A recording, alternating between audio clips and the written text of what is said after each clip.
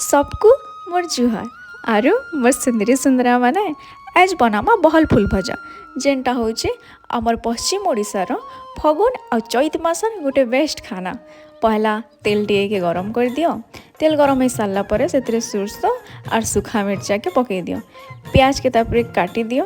प्याज के काटिकिना से पकई दियो। और प्याज टिके भाजी हो सारा पर से टमाटो 3-4टा काटिकिना पकई दियो। तापर टमाटो टिके भाजी हो सारा पर से बहल फुल के पकई दियो। सेटा के भाजी दियो टिके टाइम तो सेटा के तापर 15 मिनट तक ढापिकिना रखी दियो।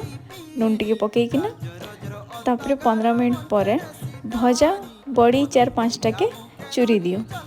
सेटा चूरी सारा पर सेटा के बाहर कर से पकई दियो। और प्लेट गुटे बाढ़िकिना खाओ। आ मते कमेंट करो केनता लागला। बहुत सिंपल है ना, मसला तसला बाकी टेस्ट बेस्ट।